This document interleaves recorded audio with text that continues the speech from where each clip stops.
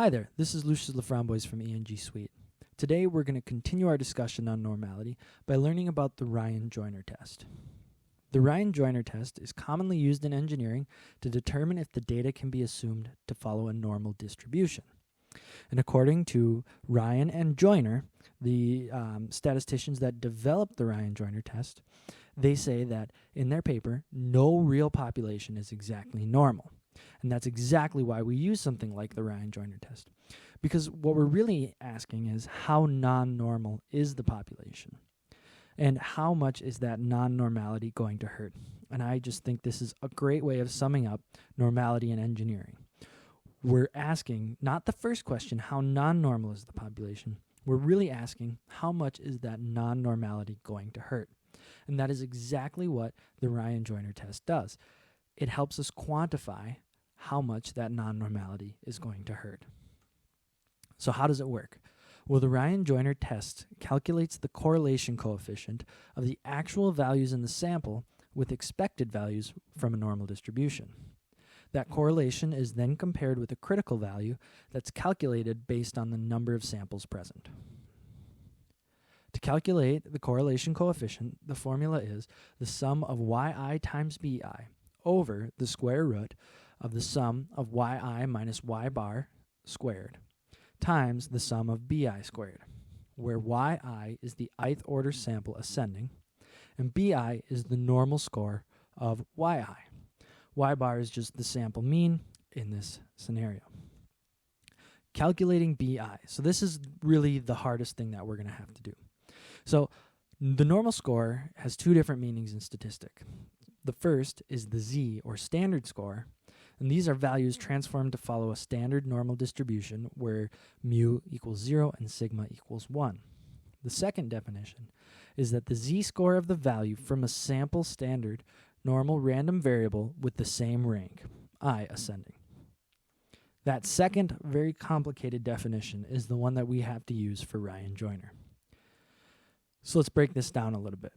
The z-score of the value from a sample standard normal random variable with the same rank.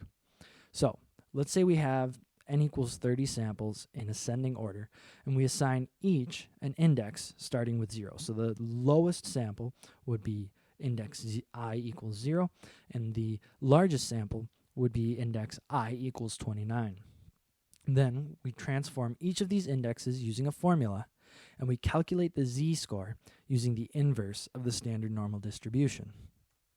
So here is our transformation equation, where I is the index. So we have I plus 1 minus 0.375 over n plus 0.25, where I is the index of the current index, and n is the total number of samples. Then to get bi, we will take the z-score using norm.s.inverse, and it might be different depending on what software you're calculating this in, and then we would just plug in that transformed I to get bi. So let's pop back in and let's start to kind of filter this out a little bit more. We're going to now say that RP is the same, bi equals norm.s.in of I plus 1 minus 0.375 over n plus 0.25. Where y again is the ith ordered sample, y bar is the sample mean, and n is the number of samples. So now that we have our Ryan-Joyner test statistic, that correlation coefficient, we need a critical value to compare it with. And in the critical value, we have a couple of these b sub coefficients. And these are coefficients dependent upon the significance level alpha, where n is the number of samples. So here's a chart with the common alpha, the common coefficients for different alphas. You have 0.1, and then these would be your your b coefficients for in a significance of 0.1. For 0.05, it would be these, and 0.01, it will be these. Generally, you will use the 0.05. That's kind of a standard, but make sure you check with your organization when it comes to calculating your critical value. So, interpreting the results, we have two different statistics here. We have the Ryan-Joyner test statistic, and higher values correspond to a higher correlation with expected normal distribution. So that means that a higher Ryan-Joyner test statistic shows less deviation from normality, less non-normality. The Ryan-Joyner critical value is RC, and with smaller samples, they lead to a lower critical value, allowing for more deviation from the expected normal distribution. So as your sample sizes get larger, you have less deviation from the normal. Okay, so if your RP, your correlation, is greater than your RC, then we can assume normality because our correlation is higher than the minimum acceptable. That's really what your critical value is. It's your minimum acceptable. Now, if your RP is less than your critical, we cannot assume normality. Again, going back to that initial statement, how much is the non-normality going to hurt? RC is the level where you no longer allow it. So that's when it hurts too much. So if you are above that hurts too much, then we're going to say, yep, we're okay, we can use it. If we're below that critical value, we say, ooh, the non-normality is, it hurts too much to assume normality. So let's take a look at an example. Let's say we have n equals 30 samples.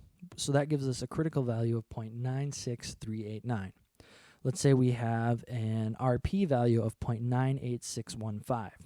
Because 0.98615 is greater than 0.96389, so RP is greater than RC, we can assume the data follow a normal distribution.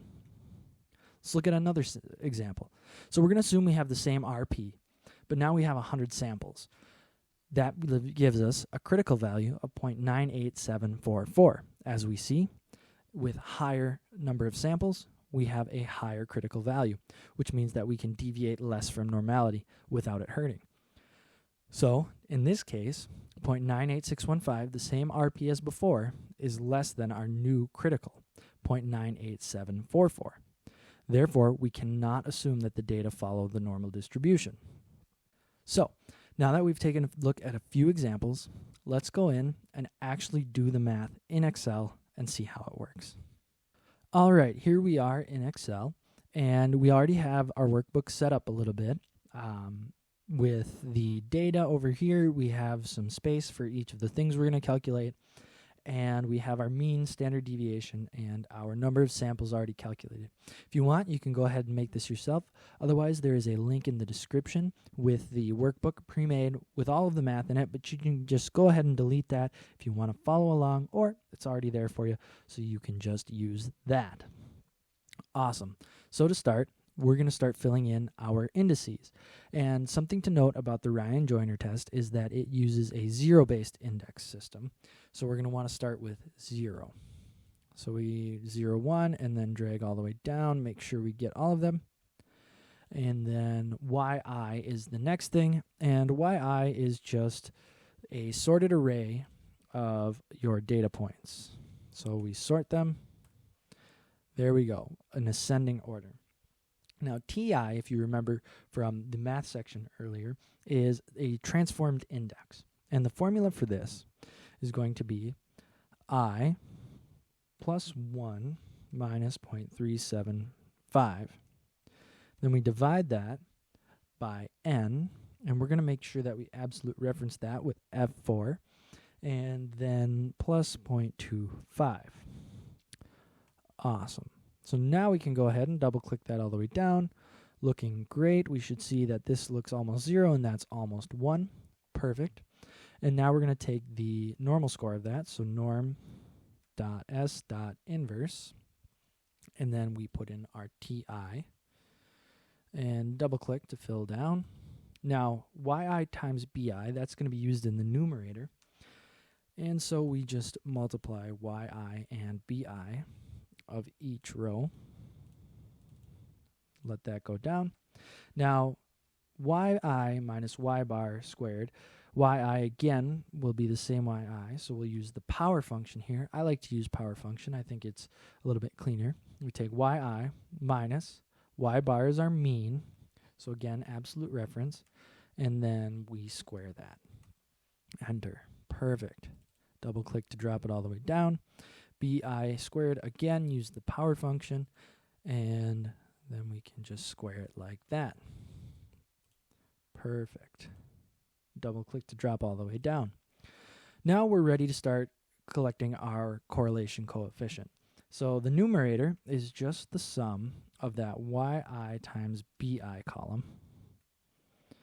Perfect. Our denominator gets a little more complicated. So it's going to be square root, open your parentheses, then it's going to be sum. And the first sum we're going to do is the yi minus y bar squared. Then we multiply that by another sum, and that's our bi squared column. Close parentheses and close one more time and enter. Perfect. So now we have our numerator and denominator. We can come down to here where we have rj. That's the same as rp. And we will do equals numerator divided by denominator. Wonderful. All right. So now we have our Ryan-Joyner test statistic. What we need to now find is our critical value to know whether or not the non-normality hurts. So we're going to make it so that it uses this table and we can plug in whatever alpha value we want. So the first thing that we're going to do is let's just put in an alpha value. To start, we'll do 0.05. Okay. The reason we did that is because we're going to be doing some math. We're going to be doing some if statements, and it's always easier to check your if statements if you already have a value passing in. So we're going to say if alpha equals 0.1, then our value, if true, for B0 is 1.0071. Else, we're going to do another if statement. We're going to say equals 0.05. Then our B0 value is going to be 1.0063. Else, we're going to do 0.9963. Okay, so there's no error checking in here. So if any value other than 0.1 or 0.05 is there, it's going to use a significance of 0.01. So just make sure that you're only giving one of those three values. Those are the only values that we have for the Ryan-Joyner critical values. So then we close our two parentheses, enter. We get 1.0063, perfect. All right, so now we're going to do the same thing. If that equals 0.1, now for B1, it's minus 0.1271. Else, if that equals 0.05, now it's minus 0.1288. Else, then we do our final one, 0.0211. Close up our parentheses, enter. Minus 0.1288, perfect. Same thing again, equals 0.1. Then our value is going to be minus 0.3682. Else, rock another if statement here, equals 0.05. Then we are going to have minus 0.6118. Final value minus B2, 1.4106. Close up our parentheses. Last one here. And another if statement equals 0.1. Then 0.778. If L7 equals 0.05, then 1.3505, else 3.1791. Close them up. Let's double check. B naught is 1.0063. B1 is minus 0.1288. B2 is minus 0.6118. And B3 is 1.3505. Perfect. So now our critical equals B naught plus, and I'm going to put this in parentheses, we have B1 divided by the square root of n plus, put it in parentheses again, B2 over n plus B3 over power n squared. Close that, and enter. And there's our critical value. Awesome. Let's double check against the QE suite function just to make sure we got it right. Select our data. And there we go, 0.98094, 96389. Perfect, we have the correct values.